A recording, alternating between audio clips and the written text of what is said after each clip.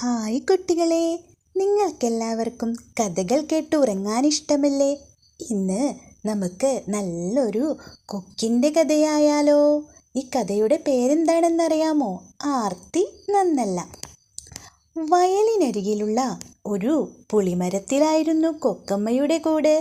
അമ്മക്കൊക്ക് വെളുപ്പിനുണർന്ന് അകലെയുള്ള കുളത്തിൽ നിന്ന് 2 പരൽമീനുകളുമായി പറന്നു വന്നു. എന്നിട്ട് 2 കുഞ്ഞുങ്ങളിടയിൽ മുമ്പിൽ വച്ചു പറഞ്ഞു, മക്കളെ, നിങ്ങളിത് കഴിച്ചോളൂ, വേറെ മീനുമായി വേഗം വരാം. അവർ തലയാട്ടി.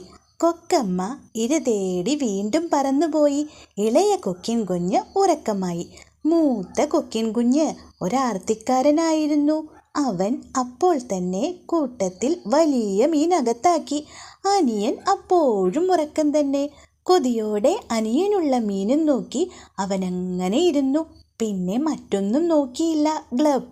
അടുത്ത മീനും ആർത്തിക്കാരൻ്റെ വയറ്റിലെത്തി. എന്നിട്ട് ഞാനൊന്നും അറിഞ്ഞില്ലേ എന്ന ഭാവത്തിൽ ഒരൊറ്റ കിടപ്പ്. കുറച്ചു കഴിഞ്ഞപ്പോൾ കുഞ്ഞൻ കൊക്കുണർന്നു. നല്ല വിശപ്പ്. വേഗം അമ്മ കൊണ്ടുവന്ന മീൻ കഴിക്കാം. അവൻ അവിടെയെല്ലാം നോക്കി. മീനിൻ്റെ പൊടി പോലും കാണാനില്ല. വിശപ്പ് സഹിക്കാൻ വയ്യ ചേട്ടാ. അയ്യോ, കുഞ്ഞൻ മീനെവിടെ? ഏട്ടൻ കണ്ടോ എന്നുടെ മീനെ?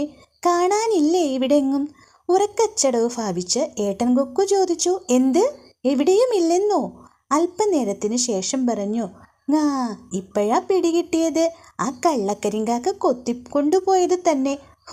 കാക്ക ഇങ്ങു വരട്ടെ, കാണിച്ചു കൊടുക്കാം. എനിക്ക് വിശന്നിട്ട് വയ്യേ. കുഞ്ഞൻ വലിയ വായിൽ വാവിട്ടു കരഞ്ഞുകൊണ്ടിരുന്നു. ആ സമയത്താണ് കാക്കപ്പെണ്ണ് ആ വഴി പറന്നു വന്നത്. അവളുടെ കൊക്കിൽ ഒരു മത്തിയുണ്ടായിരുന്നു. കരച്ചിൽ കേട്ട് അവൾ പുളിങ്കൊമ്പിലെത്തി കാര്യം തിരക്കി. ജാള്യതയോടെ ചേട്ടൻ കൊക്ക് വിക്കി വിക്കി പറഞ്ഞു, ഇവൻ്റെ മീൻ ആരോ കട്ടോണ്ടുപോയി. അവൻ്റെ വീർത്ത വയറും പരിങ്ങലം കണ്ടപ്പോഴേ കാക്കപ്പെണ്ണിനു കാര്യം പിടികിട്ടി. കള്ളൻ കപ്പലിൽ തന്നെ. അവൾ ആരോടെന്നില്ലാതെ പറഞ്ഞു.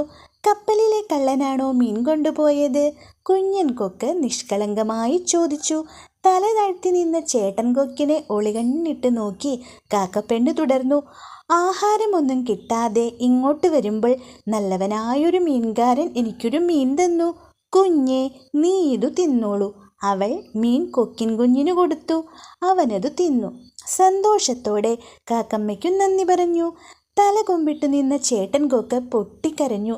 അനിയൻ്റെ മീനും തിന്ന് കാക്കമ്മയെ കുറ്റം പറഞ്ഞതിൽ അവന് വിഷമം തോന്നി. കരയേണ്ട കുഞ്ഞെ, വിശപ്പ് കൊണ്ടല്ലേ നീയും തിന്നത്. എന്നാൽ ഒരു കാര്യം ഓർത്തോളൂ, ഉള്ളത് നമ്മൾ പങ്കിട്ടെന്നാൽ ഇല്ലൊരു സങ്കടം ഒരു നാളും. മറ്റുള്ളവരെ കുറ്റം ചെന്നാൽ പറ്റും സങ്കടം എപ്പോഴും. ഇനി മുതൽ ആർത്തി കൊണ്ട് ഞാനൊന്നും മറക്കില്ല, ആരെയും കുറ്റം പറയില്ല, ചേട്ടൻ കൊക്കു പറഞ്ഞു.